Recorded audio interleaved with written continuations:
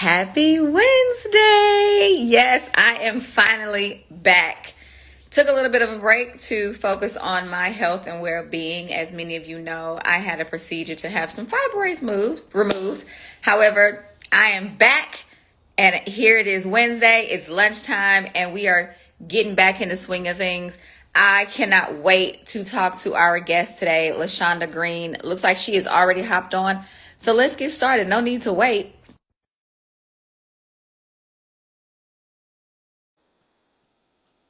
Is she gonna hop on? Let's see. There she is. Hi, Hey, Jana. LaShanda. Hey, the Jana Redmond. How are you? I'm well. How about you? I'm good. I'm good. Thank you for asking.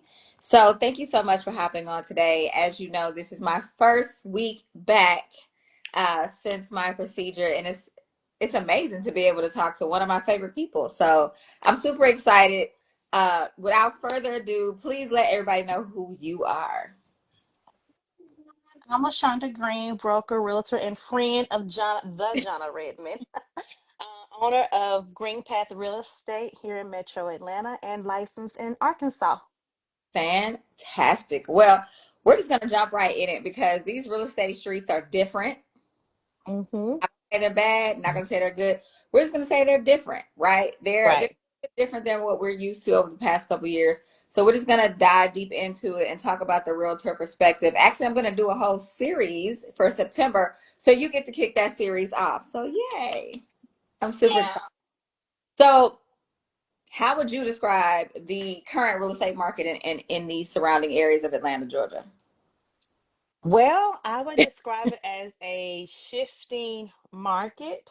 Um, Definitely not what we saw prior to 2023, July 2023 to be exact, when the interest rates went up. Um, Inventory is still there. However, comma, you have got to price your home right. You got to be educated, um, and also be willing to move and be willing to be educated on the process of buying a home or selling a home. I completely agree with that. I get asked all the time, like, "Hey, are we in a buyer's market? Are we in a seller's market? Are we in a balanced market? What's your idea? What do you think? What kind of market we're in right now? Do you think we're a buyer, seller, or balanced?" Shifting between balance to maybe buyers a little bit. But it's also going to depend on the property and the location. Because I think, you know, if the property is in the right location, like desirable schools or where newly developed things are going, and it's in the right condition and priced right, it still moves and it still can be very competitive. But I think if we have some sellers that are not aware or not willing to accept the market conditions, and maybe thinking that we're still in that pre-COVID or COVID time, then your homes are sitting, and then buyers are asking you for a lot more concessions than what we've seen before. And they're actually getting those concessions, right? They're actually in a space where they're able to ask for a lot of the things that they want, and they're actually getting a lot of the things that they want, right? So, which actually brings me to my next question, like, what advice would you give buyers and sellers in this market? Hire a really good professional. Do your due diligence when you're interviewing agents, brokers, realtors, mortgage lenders, because that matters too. Everybody isn't qualified to do the job, although a lot of people can wear the hat. So I would definitely say, make sure you're interviewing people. And pivoting from that part with interviewing people, take what other people tell you and their experiences with buying a home or selling a home with a grain of salt. Yeah. Because real estate or investing in real estate, just like the stock market and all that, it is not a one shoe fit all. Everybody's income is not the same. Everybody's tax returns are not the same. You know, um, What and they if write you are, tax returns is not the same. yeah, tax returns are not the same. And speaking on tax returns, renting versus buying right now, some people compare the two. I'm still going to always be an advocate for buying, not just because I'm a realtor, because I also am a homeowner. And Mhm. with being a homeowner, I've been able to see the pros and the cons, and there is cons to it, but the pros overshadow the cons. And so when you think about renting, the renting market here is, oh my God, it could be pricey too, but on top of that, the criteria to get a rental is almost the same as getting a house, or a Yeah. condo or what have you. And I so a 4 bedroom, 3 level house over in Smyrna for 4 grand. So that person really probably could get into a mortgage and have a really nice house for 4 grand in Smyrna. I'm just saying. Yeah, yeah, could have for sure. Well, not even just in Smyrna, anywhere. Anywhere. Yeah. So, but yeah, no, I definitely think I definitely agree with you. Um, a lot of times we'll get people who are kind of on the outside looking in, who are telling their friend, their family member, yeah, I when I bought, I got $150,000 house for 5 bedrooms, and the seller paid all my closing costs. Yeah, but you also bought in 2013, so so you can't really give advice. So I would definitely tell my clients like, hey, especially my buyers, like, hey, if the person that you're talking to hasn't bought a house in the last, I would say 2-3 years, then that's probably not the best person to talk to in regards to buying a house today. Mm-hmm. Today is different than 2024, right? 20 Right. sellers were still being able to get what they asked for and not have to, do as much negotiating as they are today. In 2022 and 21, they were barely doing any negotiation whatsoever. So, Yeah. There was no wiggle room, baby. We were writing offers in the car. correct. I mean, and to your point, I definitely think it matters who you align yourself with when you're looking to buy and sell. Like, make sure that you know that that person is knows what they're doing. Mm-hmm. Make sure that person Yeah. has great communication style. Make sure that person is communicative. Make sure that person is answering their phone. Make sure that person is responding to emails, because if they're not responding to you, they're also not responding to the other agents that are calling, the lenders that are calling, the closing attorneys that are calling and emailing. So it's just going to make your transaction a lot harder than it has to be. This is supposed to be a joyous occasion. So definitely Right. people that can make that happen. Now, what about sellers? Like, how would you go about giving advice to sellers? Woo, girl. So I have found that this year, I'm gonna speak on this year. I've been probably more stepped into the role of educating sellers, like really trying to reel them in to understand that the market is definitely different. It is not like when you purchased it. And I've also dealt with some buyers, some sellers had some seller remorse, Mm, buyer remorse when they bought right at the top of the market. And absolutely. now they're like they want to sell, and trying to educate them on that process, that there's not a lot of equity there in your home yet. Things are not moving the way they move. So I found myself to be more of a educator a lot for the sellers. And I'll be frank too, the quality of people, like the quality of some of these clients out here, it is not for the faint. They, so I had a seller tell me one time that uh, it wouldn't make sense to price it at market value because people are always going to come in and want you to negotiate the price. Talk you down. Correct. Oh, Ain't nobody talking you down, sir. they're gonna want me to come off the price anyway. I said, but if you really priced it where it should be priced, and we're talking about market value or slightly below market value, which is a great strategy, then why wouldn't it work? Right? Why wouldn't that price work? Right. It just doesn't make any sense why that wouldn't work. And Hmm. to our point, couldn't it actually drive the price up because more people are saying, "Oh, this is market value. This is a good price. This is a solid property." Wouldn't that make more sense? You would think so. But what do I know? Right? What do I know? So I totally understand. So can you speak to kind of how your job has changed, how your business has changed over the last year, 2 years? Uh-oh, LaShanda, did you freeze or did I Phone freeze? rang. Okay.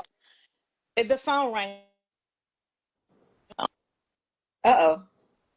There you go. Okay. Okay.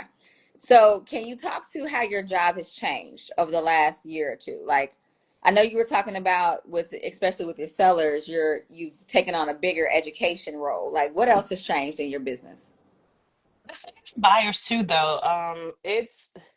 Well, it's a lot of educating on all parts of it right now, really and truly. It's a true collaboration. So I'm educating in not only with buyers, sellers, but even with agents. You know what I mean? The person you work with on the other side of the transaction. So, We just had to fix my face just then. huh, I said I had to fix my face just then. Yes. Uh-huh. girl. So it's educating has probably been the biggest, and having a lot of patience. Before you had to have patience with, getting your car and driving and showing everybody, several homes to try to get them under contract. Now I'm having to probably have more patience with repeating myself more than one time, the same thing, having more than one buyer or seller consultation with the same person, reiterating where we are in the market and reiterating what some of the terms that they're hearing mean. And then, not to really get on politics, but then you have people that want to jump the politics side of it too. So then you have to kind of educate them and separate that part, um, with the Absolutely. process. Um, Yeah. I would definitely agree. There is a huge sense of, especially with agents, like I don't think that there's an understanding of, hey, you're in this business and your reputation matters, and we're cultivating relationships, right? So Mm-hmm. at the very least, if I call, answer the phone or text me back, or something to that effect. If you say you're going to send me, a counter offer in the morning, then that's pretty much when I would like it. That's pretty much when I would like it. People are not paying attention to expiration dates and not paying attention to a contract. I had an investor under contract not even 3 days ago. I'm representing the seller. The buyer's earnest money was due on Monday, and I was like, your due diligence period and your earnest money is on Monday. Like, what we doing? He was like, oh, I never turn in earnest money uh during the due diligence period, and I've never agreed to 3 days. I said, but that's what you agreed to. That's on your contract. Right. He was like, oh, I wouldn't agree to that. I said, well, who signed your contract? Because I sent it to the email you told me to send it to. Who signed your contract? He was like, I did. I said, you didn't read your contract? Because that's what you agreed to. Because I Yeah. specifically told you the seller is only offering a 3 day due diligence period. He was like, oh, I thought it was business days. I said, no, the contract is calendar days unless specified. Mm-mm. I don't really know too, Failure but to failure to read. that, yeah. Yeah. And then it's Agents, please give feedback, man. Like, give feedback to us. that's so simple. That is so simple to do. And then you're shocked when I call you 3 days after you've shown the property, because the system is sending you continuous emails asking you for that feedback, and you're just not responding to those emails, and you're probably just erasing them. But I mean, it's a big help. Like, feedback is a huge It's a help big help. for a listing agent, because now I get to relay, hey, this is what the public, the market, the buyers are saying about your house, and adjustments will be made based upon that feedback. So Yeah. if you're an agent in this market, please give feedback. Please give feedback. And answer your phone or your text or your email. Read the contract too. Anyway, don't get me on them agents. And please stop being emotionally attached to this property. You're not your house. It's not your house. The emotions, girl. H Town once said emotions make you cry sometime. So I totally understand that. But again, this is not your house. It is not your house. Mm-mm, mm-mm. Not your house. So yeah.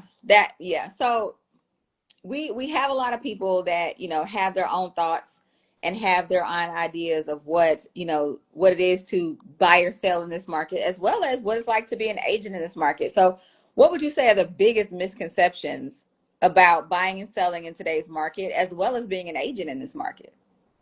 Wow. So I'm gonna talk on the agent part because we just spin off of that a little bit. I think because I get calls all the time from past clients, friends, or even referrals of people say, "Hey, talk to this person. She's an agent. She can help you get into it." Um, I think the biggest misconception is that we do a lot of coffee, a lot of, well, I do coffee though, but a lot of coffee shops, brunches, and not a whole lot of work is being done when that is so not the reality of it all, really. Um, it's a lot of work. You're a therapist, you are a mentor, you are educator, you are a motivational speaker. Sometimes you got to be a comedian. Sometimes you got to Yes. angle it in because you're dealing with a divorce situation, or you dealing with somebody that's just not friendly and they having a bad day. You Yeah, got to you bringing in prayer with people, like it's a whole thing. And so I think that's one misconception, that we get a big paycheck and there's not a lot of work in between. But really and truly, with being the middle person in a transaction, we wear a lot of hats. hmm Um, as being the real estate professional, helping you find a home and negotiate the deal. That's what I would say in regards to the agents part. The misconception is, a bunch of money and not a whole lot of work. Um, the next thing I would say then for my buyers and sellers is listen to the professionals. Like, take your emotion out of it. When you hire someone, truly hire them. Like, don't hire them and still hold on to the wheel. Yeah. You can't you can't give me the directions and drive. Just one or the other. You're not gonna One be. or the other.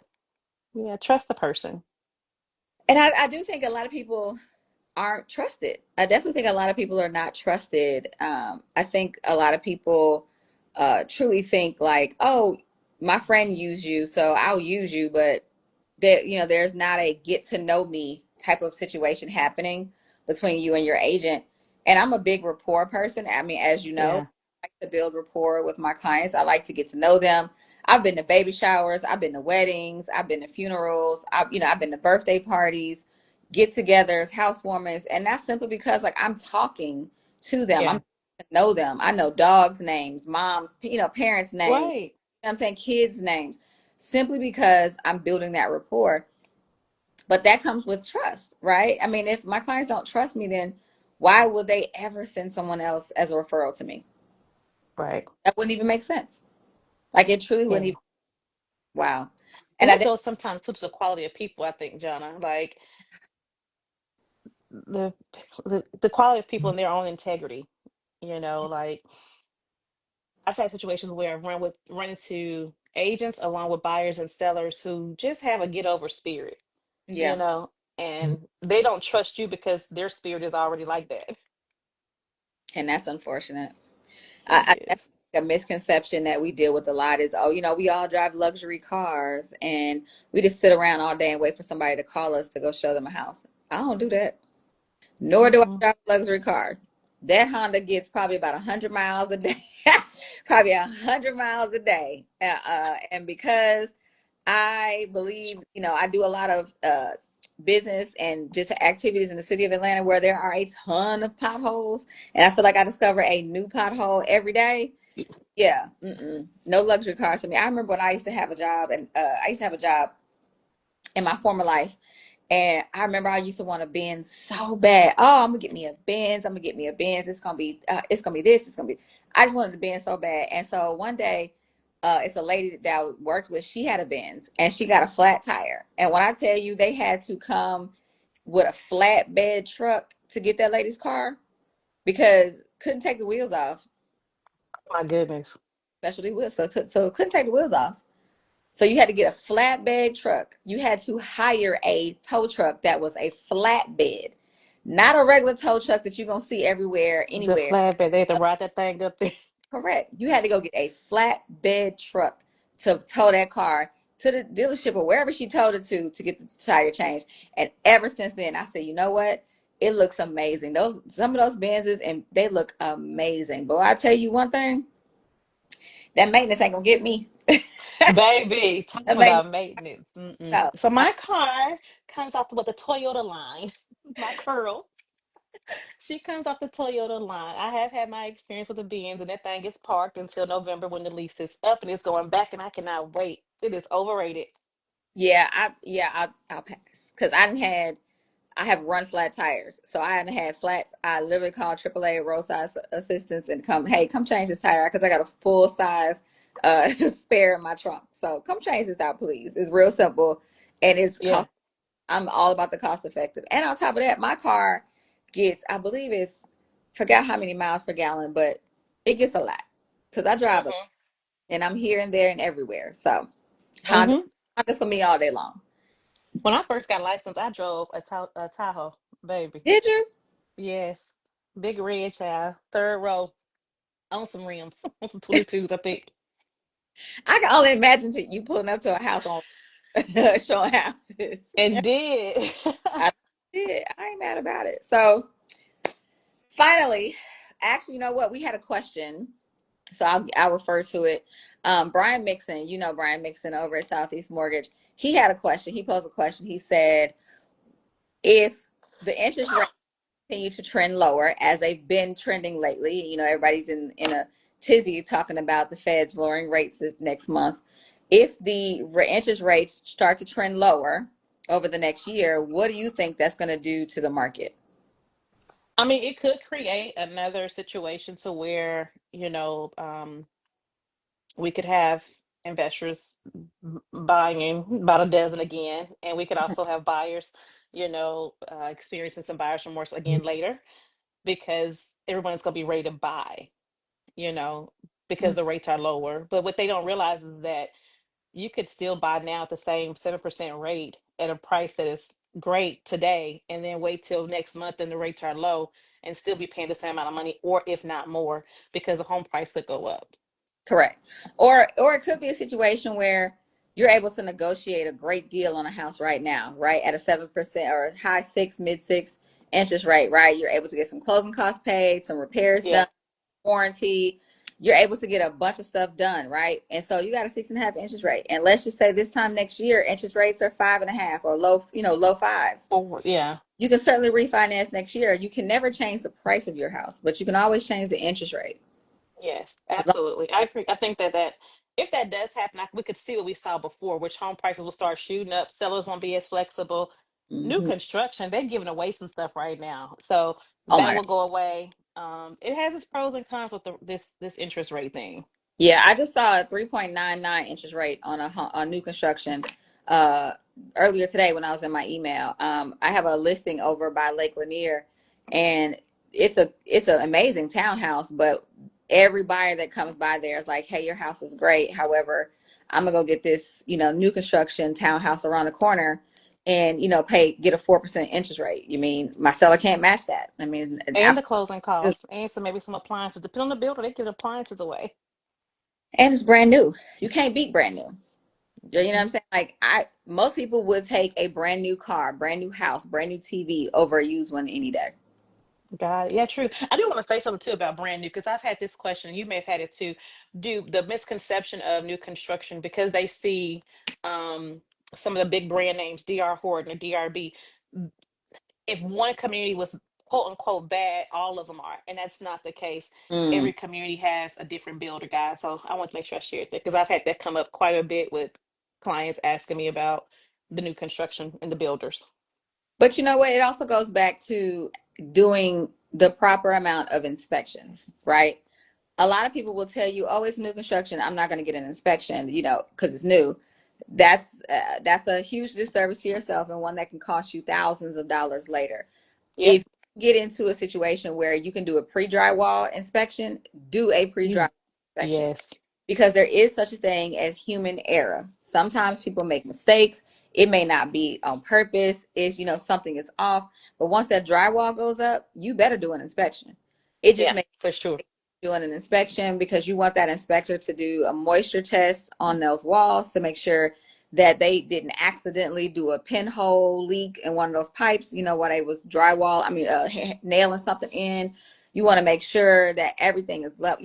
You just want to make sure that you're making a point to do your inspection. I just don't understand why anybody would not want to do a home inspection at all, much less on new construction. But certainly I do understand your point. There are people that they've seen news reports on certain builders and they think all of the builders are going to be the same. Well, just like humans, everybody's not created equal. Just because, y'all come from Yeah.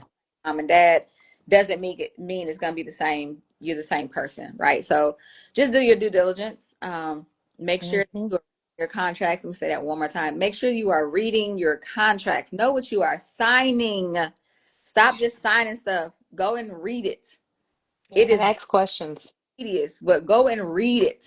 Know what you're signing. Please. Hmm.